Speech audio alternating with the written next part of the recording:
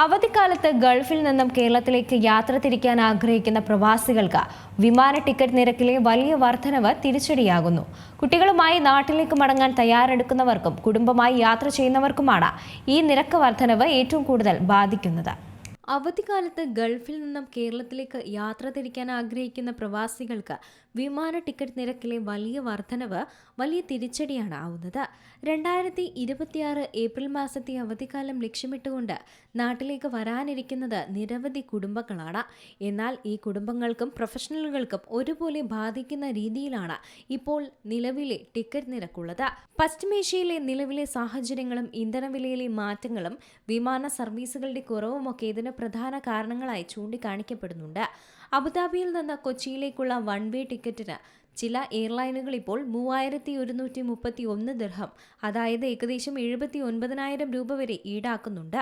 Air India എക്സ്പ്രസിൽ April 6 യാത്രയ്ക്ക് 2,512 ദിർഹമാണ്, അതായത് 63,368 രൂപ. ഏപ്രിൽ 7 മുതൽ 9 വരെയുള്ള ദിവസങ്ങളിൽ അബുദാബി കൊച്ചി നിരക്ക് 3,420 ദിർഹമാണ്, അതായത് 86,273 രൂപ വരെയായി ഉയർന്നിട്ടുണ്ട്. ഫുൾ സർവീസ് എയർലൈനുകളായ എമിറേറ്റ്സ്, ഇത്തിഹാദ് എന്നിവയിൽ എക്കണോമിക് ക്ലാസ് സീറ്റുകൾ പോലും ലഭ്യമല്ല. ബിസിനസ് ക്ലാസ് ടിക്കറ്റുകൾക്കാകട്ടെ 1,85,000 രൂപ വരെയാണ് ഈടാക്കുന്നത്. ഏപ്രിൽ 5 വരെ അബുദാബിയിൽ നിന്ന് കൊച്ചിയിലേക്കും കോഴിക്കോട്ടേക്കും എയർ ഇന്ത്യ എക്സ്പ്രസ് സർവീസുകൾ വളരെ കുറവാണ്. എയർ അറേബ്യ പോലുള്ള ബജറ്റ് എയർലൈനുകളിലും ഏപ്രിൽ 5 വരെയുള്ള വിമാനങ്ങളിൽ സീറ്റുകൾ ലഭ്യമല്ല.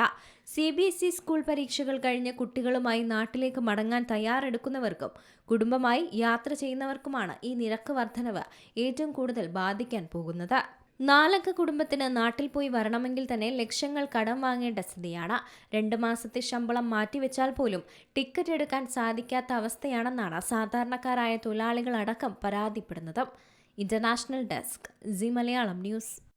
ഏറ്റവും പുതിയ വാർത്തകളും വിശേഷങ്ങളും വിരൽ തുമ്പിലറിയാൻ സി മലയാളം ന്യൂസ് എല്ലാ ഡിജിറ്റൽ പ്ലാറ്റ്ഫോമുകളിലും ലഭ്യം.